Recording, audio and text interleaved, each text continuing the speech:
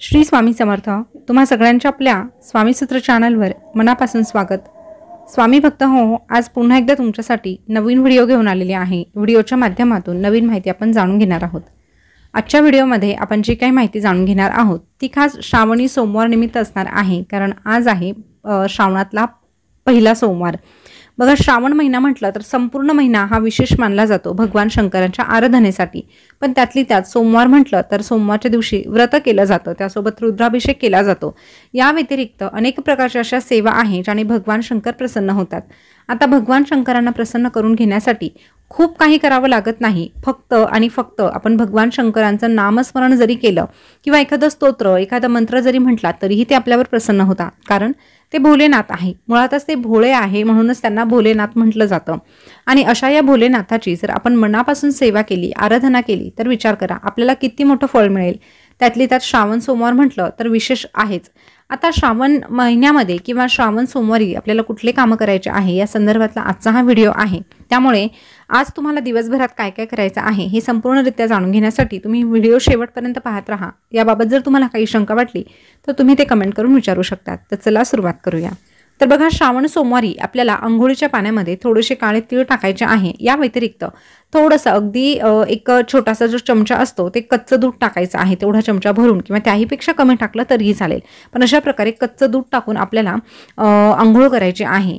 आता बऱ्याच जणांना प्रश्न पडतो की श्रावणी सोमवारचं व्रत आहे, मग केस धुवावे का? तर हे बघा, शक्यतो उपवासाच्या दिवशी, कुठल्याच उपवासाच्या दिवशी केस धुतले जात नाही, ते आदल्या दिवशी धुतले जातात। पण ज्यांचा मासिक धर्म आहे, ज्यांना मासिक धर्माचा 4था किंवा 5वा दिवस आहे आणि त्यांना डोक्यावरून जर पाणी घ्यायचं असेल तर नक्कीच ते घेऊ शकतात। किंवा सुतक असेल, 10व्याचा दिवस असेल किंवा 13व्याचा दिवस असेल आणि मग तुम्हाला डोक्यावरून पाणी घ्यायचं असेल तर अर्थात तुम्ही घेऊ शकतात। या ठिकाणी तो नियम लागू होत नाही। तर हे जे तुम्ही करणार आहात मासिक धर्मामध्ये किंवा सुतकामध्ये, डोक्यावरून जर तुम्ही उपवासाच्या दिवशी किंवा सोमवारच्या दिवशी जर पाणी घेणार आहात ना, तेव्हा मात्र आपल्याला थोडंसं दूध टाकून मग डोक्यावरून पाणी घ्यायचं आहे। त्याचं कारण असं की उपवासाच्या दिवशी केस धुतल्याने चंद्रबळ कमजोर होत असतं आणि ते होऊ नये याकरिता आपल्याला हा छोटासा उपाय करायचा आहे। त्यानंतर अंघोळ वगैरे झाल्यानंतर घरामध्ये हळदीचं पाणी शिंपडायचं आहे किंवा गंगाजल शिंपडायचं आहे, गोमूत्र असेल तर ते शिंपडायचं आहे आणि उंबरठा देखील आपल्याला स्वच्छ करून घ्यायचा आहे। त्यावर हळदीचं लेपन करायचं आहे, अंगणामध्ये छोटासा दिवा लावायचा आहे। अशा पद्धतीने आपल्याला सकाळची सुरुवात मंगलमय करायची आहे। ते झाल्यानंतर आपल्याला भगवान शिवांची आराधना करायची आहे। जर तुम्ही लगेचच देवपूजा करून घेणार असाल तर लगेचच तुम्ही करून घ्या, किंवा काहींचं असतं की सकाळी टिफिन वगैरे असतो तर मग तुम्ही थोडंसं उशिरा करत असाल तर त्यावेळेला करायला हरकत नाही। आता काय करायचं, जर तुम्ही लगेचच पूजा करणार असाल तर देवांना अंघोळ वगैरे जशी आपण घालतो तशी घालून घ्यायची। भगवान शंकरांची जी पिंड आहे त्या पिंडीवर आपल्याला अभिषेक आवर्जून करायचा आहे। वेळ असेल तर तुम्ही नक्कीच रुद्राभिषेक करा, पण अगदीच बऱ्याच जणांना कामावर जायचं असतं आणि इतका वेळच नसतो, इच्छा असेल तरीही ते करू शकत नाही। मग तुम्ही फक्त शिवमहिम्न स्तोत्र म्हणून किंवा एखादा छोटासा जो कुठला तुम्हाला मंत्र येत असेल तो म्हणून, किंवा मग 11, 21, 51 वेळेस ओम नमः शिवाय म्हणून जरी पिंडीवर अभिषेक केला तरीही चालणार आहे।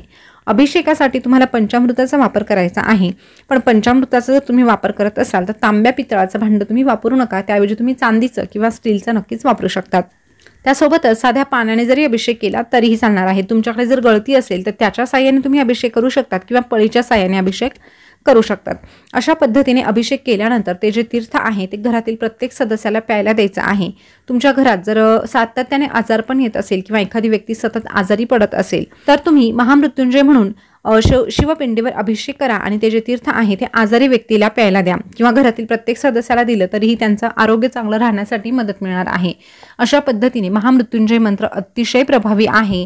अनेक ठिकाणी ही सेवा आजारपणात केलेली आहे आणि त्याचा सकारात्मक असा अनुभव देखील त्यांना मिळालेला आहे। त्यामुळे आपल्याला दवाखान्यासाठी किंवा आजारपणासाठी डॉक्टरशिवाय पर्याय नाही।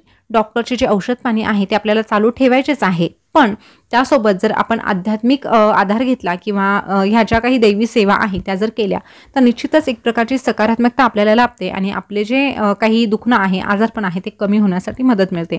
फक्त या सगळ्या गोष्टींसाठी आपल्याकडे विश्वास असणं देखील गरजेचं आहे। त्यानंतर बघा, शिवपिंडीवर विविध प्रकारच्या गोष्टी अर्पण केल्या जातात। आता उद्या शिवामूठ जी आहे ती तांदळाची आहे, तुम्ही तांदळाची शिवामूठ अर्पण करू शकतात। पण या व्यतिरिक्त तुम्ही काय अर्पण करू शकतात तर गोकर्णाचं फूल आहे, बेलपत्र आहे, बेलफळ आहे। अशा पद्धतीच्या भगवान शिवांना आवडणाऱ्या प्रत्येक गोष्टी, प्रत्येक वस्तू तुम्ही शिवपिंडीवर अर्पण करू शकतात। त्यानंतर बघा, शिवमंदिरात जाऊन तुम्हाला एक पंचमुखी दिवा देखील लावायचा आहे. गव्हाच्या पिठाचा हा पंचमुखी दिवा बनवायचा आहे. त्यामध्ये तिळाचं किंवा तुम्ही मोहरीचं जर तेल असेल तर ते तुम्ही टाकू शकतात आणि अशा प्रकारे पंचमुखी जो दिवा आहे तो त्या ठिकाणी प्रज्वलित करायचा आहे.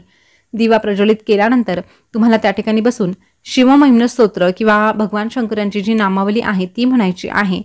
तुमची इच्छा मनोकामना त्या ठिकाणी सांगायची आहे. असं केल्याने निश्चितच आपली इच्छा पूर्ण होण्यासाठी भगवान शिवांचा आशीर्वाद आपल्याला प्राप्त होत असतो. या व्यतिरिक्त बघा, आपल्याला जर पितृदोषापासून मुक्तता हवी असेल तर 12 ज्योतिर्लिंग जे स्तोत्र आहे, तुमच्याकडे जर नित्यसेवेचं पुस्तक असेल तर त्यामध्ये तुम्हाला पाहायला मिळेल, ते म्हणायचं आहे. एक 11 वेळेस जरी तुम्ही म्हटलं तरीही जाणार आहे. प्रखर पितृदोष जर तुमच्या कुंडलीत दिलेला असेल तर तुम्ही कमीत कमी ते 11 वेळेस म्हणायला हवं. तर तुम्ही हा जो उपाय आहे तो करून बघा. या श्रावणात जर तुम्ही दररोज हा उपाय केला तर पितृदोषापासून तुम्हाला नक्कीच सकारात्मक अनुभव मिळू शकतो. बघा, जर तुम्हाला 11 वेळेस म्हणणं शक्य नसेल तर कमीत कमी एकदा का होईना म्हणा, पण 11 वेळेस म्हटलं तर त्याचा जो काही अनुभव आहे तुम्हाला लवकरात लवकर पाहायला मिळेल. पण वेळेअभावी आपल्याला काही गोष्टी शक्य होत नाही, तर मग आपल्या पद्धतीने ते करू शकतात. त्यानंतर बघा, अन्नपूर्णा मातेची देखील आपल्याला सेवा करायची आहे. भगवान शिवांच्या कुटुंबाची जेव्हा आपण एकत्रित सेवा करतो तेव्हा त्याचं फळ आपल्याला द्विगुणित रूपाने मिळतं. जसं की भगवान शंकरांचं जे काही कुटुंब आहे, जसं की पार्वती माता आहे, कार्तिकेय स्वामी आहे, गणपती बाप्पा आहे, हे झालं शिवकुटुंब. या सगळ्या कुटुंबाची जेव्हा आपण एकत्रितरित्या सेवा करतो तेव्हा खऱ्या अर्थाने आपल्याला त्याचं फळ दुपटीने मिळतं. कारण आपल्या घरातल्या सदस्यांचं जर उदाहरण घेतलं तर जी कर्ती व्यक्ती असते तिला आनंद केव्हा होतो, जेव्हा इतर बाकीच्या सदस्यांचं जेव्हा कौतुक होतं तेव्हाच खऱ्या अर्थाने कर्त्या व्यक्तीला देखील आनंद मिळतो. तसंच भगवान शिवांचा आहे, जेव्हा आपण पार्वती माता, कार्तिकेय स्वामी, गणपती बाप्पा यांची सेवा आराधना करणार आहोत तेव्हाच त्यांना आनंद प्राप्त होणार आहे. म्हणून त्यांची देखील आराधना करायची आहे. त्यामध्ये तुम्ही गणपती स्तोत्र म्हणू शकतात, त्यानंतर प्रज्ञाविवर्धन स्तोत्र म्हणू शकतात, त्यासोबतच तुम्ही अन्नपूर्णा स्तोत्र देखील म्हणू शकतात. अन्नपूर्णा मातेला तुम्ही तांदळाने अभिषेक करू शकतात किंवा तुम्ही अन्नपूर्णा मातेला धने देखील अर्पण करू शकतात. बघा, त्यासंबंधीचा ऑलरेडी आपल्या चॅनलवर व्हिडिओ आहे, तो चॅनलवर जाऊन तुम्ही बघू शकतात. त्यानंतर शिवमंदिरात गेल्यानंतर तुम्हाला शिवमंदिरातून काही गोष्टी घरी घेऊन यायच्या आहे. शिवपिंडीवर अर्पण केलेल्या वस्तू तुम्हाला उचलून आणायच्या आहे. त्या तुमच्याच असायला हव्या असं काही नाही.